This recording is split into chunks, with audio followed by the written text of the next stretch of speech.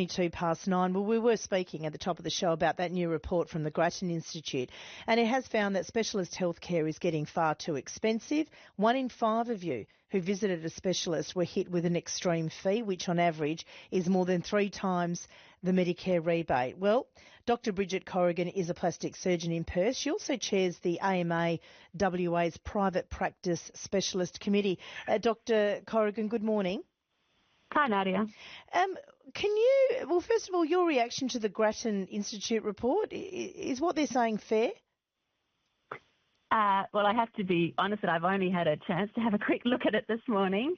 But certainly I think it is true that costs of providing medical care in general in Australia has gone up over the last few years, and unfortunately Medicare rebates have not kept pace with that.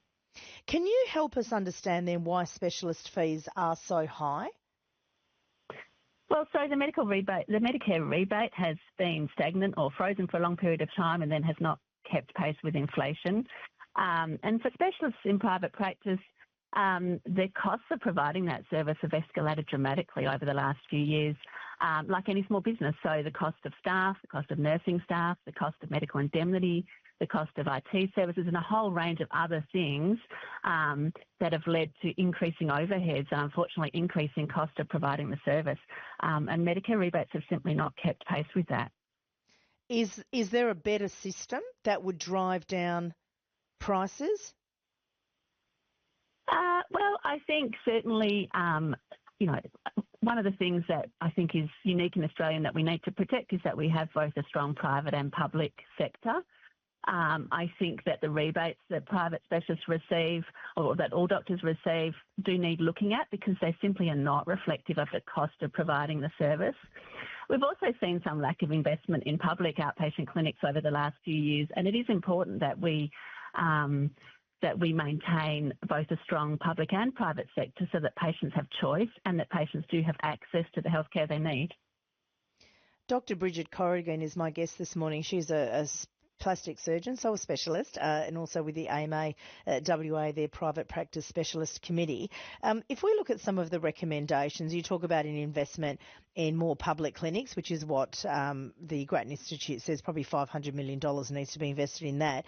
But they also talk about the fact that there are not enough specialists being trained, and it's the individual colleges or the individual groups that represent different kinds of specialists that put a lid on that. Is that a problem, that you need more specialists to be trained up? I think there is a recognition that we need more specialist training positions. I don't think it's necessarily that there is restriction through the colleges. I think, again, it's funding of specialist training. It's not, at the moment there is a bottleneck of graduate doctors who have their medical degree but who are having difficulty in getting onto specialty training programs. And the cost and the work involved in training a specialist clinician is quite significant. And again, I think there is scope for the government to look at ways of improving the number of specialist training positions available. And would that help drive costs down if there was more choice, more specialists? Look, I think in areas where there is known under supply, it likely would help. But I think fundamentally we also do need to recognise that the Medicare rebate currently does not reflect the cost of providing a service in private practice for all those reasons I outlined earlier. And, we've seen significant inflation over the last few years, and the cost of running a private practice specialist has gone up dramatically. How much more do you want the rebate to go up by? Look, I think that needs some work done on it without naming a figure, and it will clearly vary for different specialties and different levels of service. But I think most people would agree that currently the specialist rebate doesn't actually reflect the cost of providing that service. All right, we'll leave it there. Thank you for talking to me, Dr. Bridget Corrigan there. She is a plastic surgeon in Perth.